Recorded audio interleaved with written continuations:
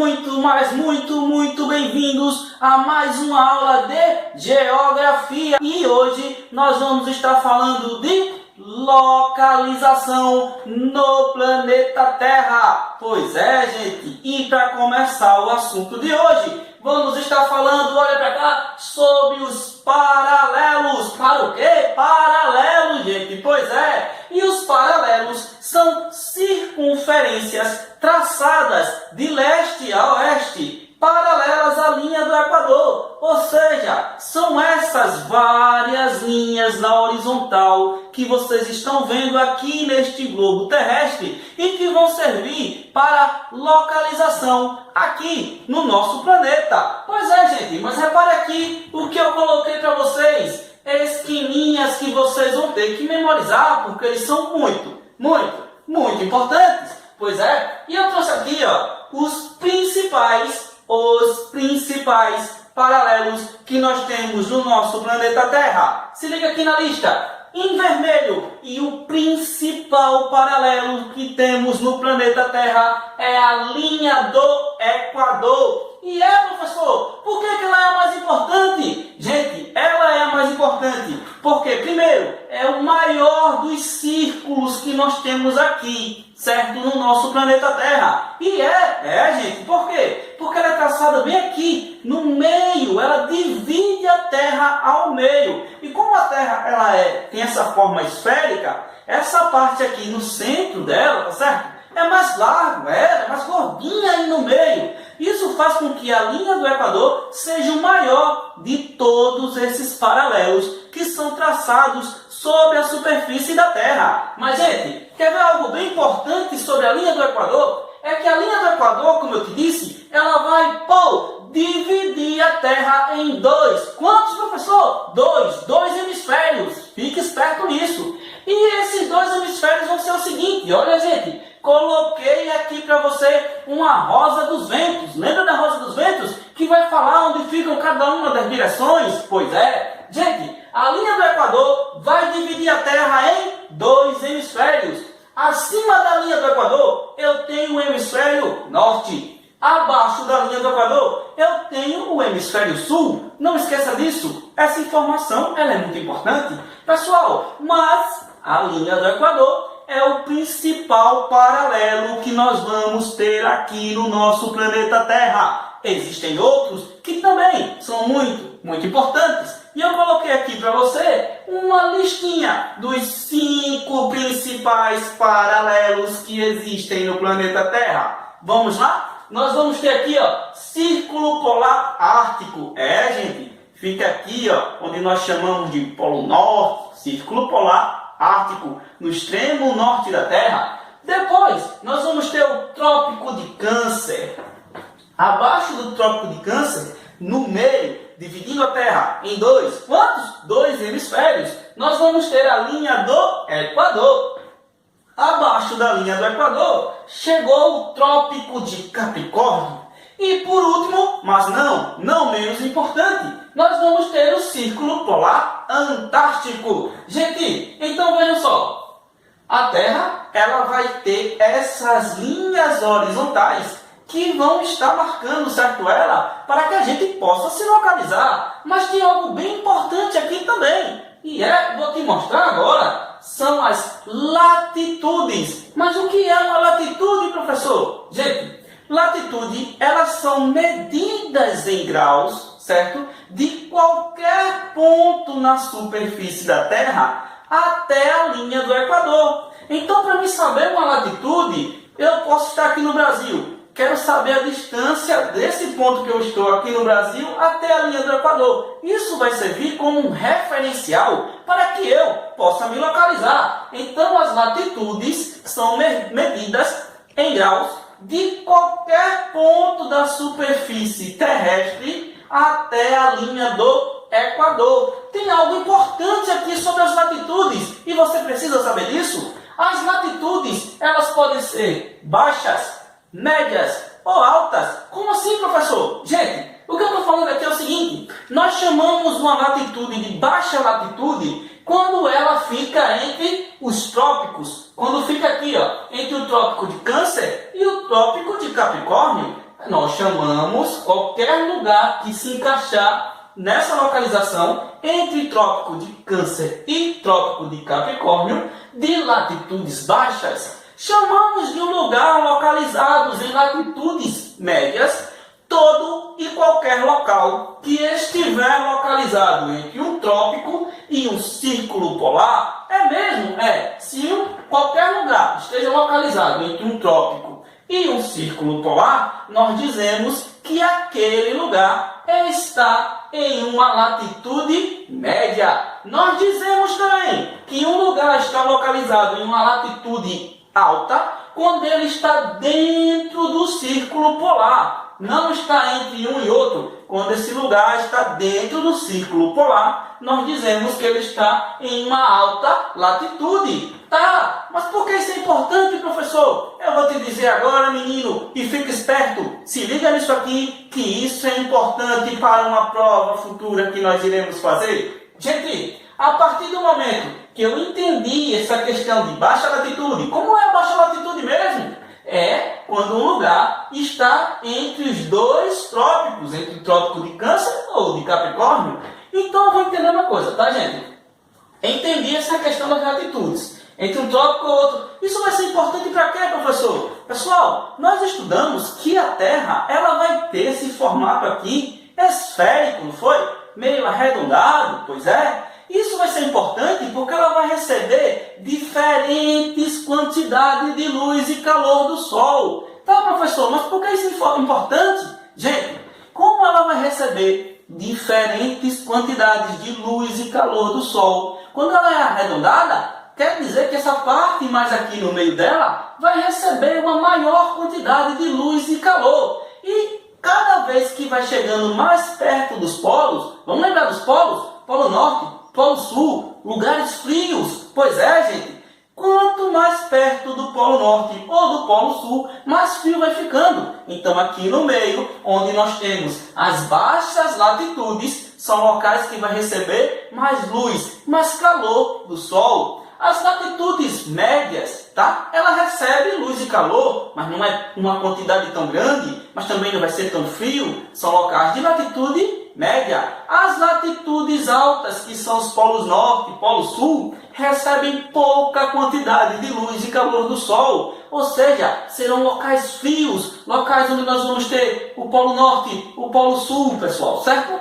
Então isso vai ser importante, as latitudes, para nós definirmos as zonas climáticas da Terra. Zonas climáticas, sim, zonas climáticas. Pessoal, o que eu estou dizendo aqui, que pelas latitudes nós vamos identificar regiões onde vão ter certos climas. Por exemplo, aqui dentro do círculo polar, tanto do Ártico como do círculo polar antártico, vão ser regiões polares, regiões frias, pessoal. Nas zonas que nós chamamos de latitudes médias, o que é que nós vamos ter? Nós vamos ter a zona temperada. Zona temperada pessoal, aqueles locais da Terra que tem realmente as 4 estações do ano. No verão, calor terrível. No inverno, um frio. Na primavera, as flores para todo lado. No outono, as folhinhas caindo das árvores, os frutos. São as regiões temperadas. E tem a região que a gente vive, que é a região, tropical, porque nós vivemos numa faixa climática aqui, lembra que a gente falou? De baixa latitude. O Brasil fica perto aqui da linha do Equador, ela passa por parte do nosso país. Nós estamos localizados entre os dois trópicos, o trópico de Câncer e o trópico de Capricórnio. Então nós recebemos muita luz e calor do Sol. O que significa? Que nós estamos numa área tropical, o que explica porque aqui é tanto sol, calor, certo, gente? Essa aula de hoje foi para falarmos disso. Paralelos são as linhas traçadas na horizontal que vão estar aqui, dividindo a nossa Terra, beleza? Mas lembre-se, na horizontal, qual o principal paralelo? A linha do Equador, que vai dividir a Terra em 2 hemisférios, hemisfério norte e hemisfério sul, certo? Vimos também a questão das latitudes, a latitude é a medida em grau de qualquer ponto da superfície da Terra até a linha do Equador. Pois é, e vimos também na aula de hoje que as latitudes podem ser baixas, quando elas estão localizadas entre dois trópicos, elas podem ser médias, onde elas estão entre um trópico e um círculo polar, e elas podem ser altas, quando elas estão dentro dos círculos polares. Vimos também que com as latitudes nós podemos definir zonas climáticas da Terra, que são elas a zona polar, que está dentro dos círculos polares, a zona temperada, que são as zonas das latitudes médias, que estão localizadas em áreas que vão estar entre um trópico e um círculo polar. E vimos também a zona tropical, que é aquela que vai estar localizada nas baixas latitudes. São áreas que vão receber muita luz e muito calor do sol. Obrigado, pessoal. Espero que você tenha gostado dessa aula de hoje. Não perca as outras aulas, que é continuação desse assunto. Beijinho e tchau! Tudo bem? Hoje nós iremos fazer uma revisão de sexto ano, com um conteúdo chamado de rochas, ok? Revisãozinha sobre rochas. Bom, as rochas, elas são formadas por minerais. E existem três tipos básicos de rocha. São as rochas magmáticas, também conhecidas como ígneas. Temos as rochas sedimentares e temos as rochas metamórficas. Então hoje nós vamos fazer uma pequena revisãozinha sobre esses três tipos de rochas. Bom, a primeira rocha vai ser as rochas magmáticas. As rochas magmáticas, elas surgem a partir do resfriamento do magma. Então, quando o magma, né, aquela substância pastosa que está lá dentro do vulcão, esfria, forma uma rocha. Ela endurece e forma uma rocha. E ela vai ser classificada como rocha magmáticas. Okay? Esse resfriamento do magma, ele pode acontecer na parte interna de um vulcão ou na parte externa de um vulcão. Aí existe uma classificação. Por exemplo, essa rocha magmática que se resfriou, endureceu e virou rocha dentro do vulcão, ela é chamada de rocha magmática intrusiva, okay? Dentro do vulcão.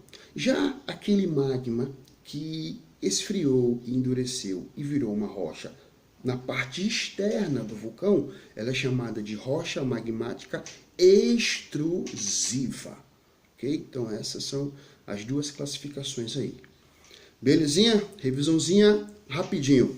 Bom, exemplos de rochas magmáticas ou ígneas. Um exemplo, né, bem popular é o granito. Né? O granito, estou aqui com o exemplo, ele é uma rocha magmática. Uma rocha magmática intrusiva. Então, ele se formou na parte interna. Ok aí? Existem também outras rochas, como por exemplo, a pedra pume. Aqui, ó. Tá vendo aqui, ó? Isso daqui é a pedra pume. Normalmente isso daqui é utilizado para polir objetos ou para amaciar a pele. As pessoas utilizam no calcanhar, né, para limpeza também, fazer um polimentozinho ali. Ok? E nós temos aí também basalto. Basalto também é um exemplo de rochas magmáticas. Belezinha aí? Ok?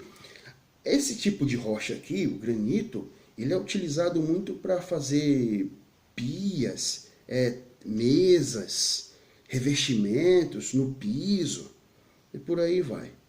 Ok? Belezinha aí? Então nós temos aqui dois exemplos de rochas magmáticas. Essa daqui seria classificada como intrusiva e essa daqui seria classificada como extrusiva, ok? E um detalhe, essa daqui ela é cheia de poros, né? Porque na verdade o resfriamento aqui foi da espuma do magma, né? Tinha muito oxigênio ali. Esse oxigênio estava escapando, aí formando aqui essas bolinhas. E logo após o seu resfriamento, ficou cheio de furinhos. É uma característica. Bom, vamos agora falar de um outro tipo de rocha. Se chama rocha sedimentares. Essa rocha é interessante. É justamente nessa rocha que os fósseis são encontrados. E como que essa rocha surge? Essa rocha sedimentares, ela surge de rochas já pré-existentes, como, por exemplo, as rochas magmáticas. Como isso acontece? Acontece com o desgaste das rochas magmáticas ou de outras rochas, por exemplo. Esse desgaste ele se dá pela ação da natureza, como, por exemplo, a chuva, o sol, né, o vento. Então, toda essa ação da natureza sobre aquela rocha magmática vai desgastar essa rocha. E aí vai formar pedacinhos menores. Esses pedacinhos menores são chamados de sedimentos. Esses sedimentos, com o passar de milhões de anos, eles vão se acumulando em regiões mais baixas. Né? Vai se acumulando, vai formando camadas. Aí, com o passar de milhões e milhões de anos, essas camadas elas endurecem e formam o que nós chamamos de rochas sedimentares. Ok? Exemplos de rochas sedimentares, nós temos aí vários, vou dar só alguns. Por exemplo, o calcário é um exemplo de rocha sedimentar. O argilito é um exemplo de rocha sedimentar. O arenito é um exemplo de rocha sedimentar. E essas rochas nós utilizamos como objetos. Por exemplo, o arenito, né, formado basicamente por areia, é utilizado muito na fabricação de vidros e concretos. Já o argilito, ele tem uma coloração meio avermelhada, ele é utilizado na fabricação de tijolos e telhas. Já o calcário, ele é utilizado na fabricação de cimentos e na fabricação de cal. Ok? Beleza. O nome da ação da natureza, esse conjunto, né, sol, vento, chuva, agindo sobre uma determinada rocha e desgastando essa rocha e formando sedimentos, para daí formar as rochas sedimentares, é chamado de intemperismo. Então, o intemperismo é a ação da natureza desgastando uma determinada rocha para formar as rochas sedimentares. Ok aí? Belezinha aí? E é nessas rochas que nós encontramos os fósseis, né? Restos mortais de um determinado organismo vai sendo soterrado, né? A água vai levando, vai causando a erosão de um determinado local, então vai carregando essas partículas menores, essas partículas, esses sedimentos, vai soterrando aqueles restos mortais, isso vai dificultar a decomposição e vai haver a formação dos fósseis. Esse processo é chamado de fossilização. Belezinha aí? Ok. Vamos para a terceira rocha da nossa revisão. É uma rocha que se chama metamórfica. Ok? As rochas metamórficas, elas também são originadas de rochas pré-existentes, como, por exemplo, as rochas magmáticas e as rochas sedimentares. As rochas metamórficas são originadas dessas rochas. E ela também pode ser originada da própria rocha metamórfica. Certo aí? E como isso acontece?